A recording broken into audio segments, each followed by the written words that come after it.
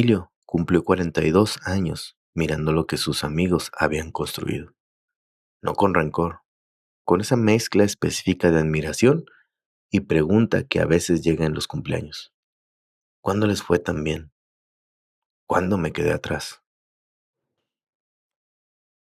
Ese me quedé atrás tenía mucho peso. Como si hubiera un calendario universal donde todos deberían estar en el mismo lugar a los 42. Y él hubiera llegado tarde a una reunión que no sabía que existía. Emilio era contador, soltero, viviendo en la misma ciudad donde nació. Su trayectoria profesional era sólida, pero no espectacular. No había construido una empresa, ni viajado al mundo, ni alcanzado ninguna de las cosas que el imaginario colectivo de su generación usaba como marcadores de éxito a cierta edad. Lo que sí había construido era más fácil de ver desde afuera. Había cuidado a su madre durante 5 años mientras se enfermaba. Había sostenido su trabajo con consistencia durante ese periodo sin que nadie supiera completamente lo que estaba manejando en paralelo. Había mantenido relaciones de amistad que eran más sólidas que las de la mayoría de las personas que se sentaban en su misma mesa de cumpleaños. Pero ninguna de esas cosas tenía el tipo de visibilidad que produce la sensación de haber llegado a tiempo. 2 semanas después de ese cumpleaños, Emilio tuvo una conversación con un amigo que llevaba años construyendo la empresa que todos admiraban.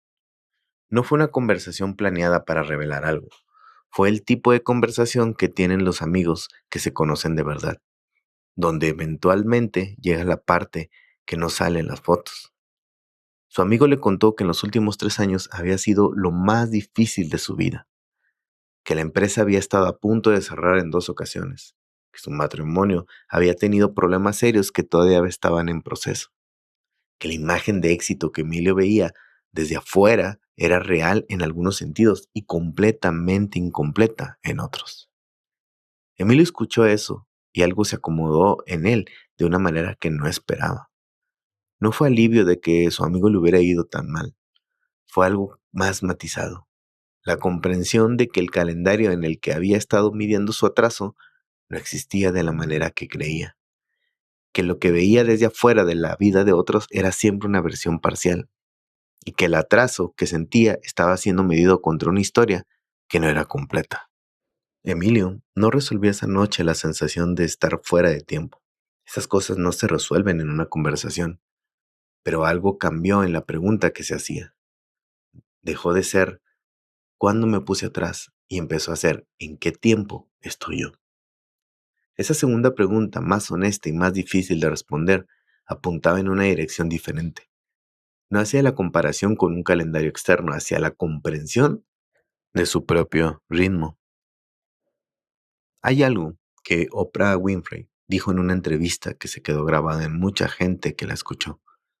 Habló de sus 40 años como el periodo donde finalmente empezó a vivir en el tiempo correcto para ella, después de décadas intentando ajustarse a los tiempos que otros marcaban.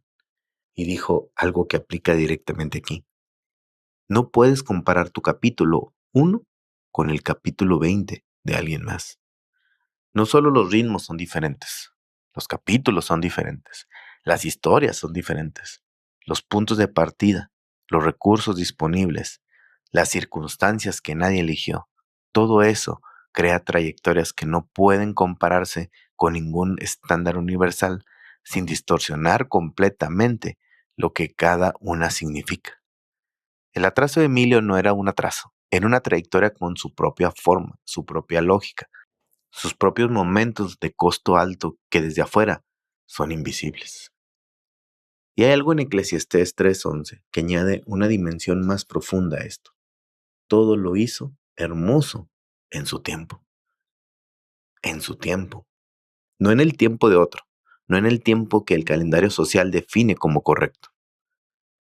Eso no es resignación ante el statu quo, es reconocimiento de que el ritmo de lo que se construye tiene su propia lógica y que forzarlo para ajustarlo al ritmo de otros puede producir exactamente lo que parece que acelera: distorsión. La semilla que germina en su tiempo da fruto, la que se fuerza fuera de su tiempo, no. Lo que cambió mi propia relación con la sensación de estar fuera de tiempo fue empezar a hacer una pregunta diferente cuando llegaba esa sensación. En lugar de ¿cuándo me puse atrás? Empecé a preguntarme, ¿comparado con quién exactamente? ¿Y con qué información sobre su historia completa? Porque casi siempre cuando hago esa segunda pregunta, la información que tengo sobre el otro es la versión visible, no la completa. Y comparar mi historia completa, incluyendo lo que no publico, con la versión visible de la historia de otro, es una comparación que siempre va a producir el mismo resultado, la sensación de estar perdiendo una carrera que en realidad no existe. Si hay algo que te hace sentir atrasado hoy, al arrancar esta semana, hazte esta pregunta. ¿Comparado con quién? ¿Con qué versión de su historia? La respuesta casi siempre revela que el atraso era una ilusión producida por información incompleta. Emilio cumplió 42 mirando lo que sus amigos habían construido, y 2 semanas después tuvo una conversación que no resolvió todo, pero que acomodó algo.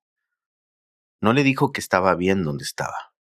No le mostró que el mapa con el que había estado navegando, el calendario universal de a qué edad debería tener qué, era un mapa que nadie había dibujado con precisión, pero que todos parecían seguir.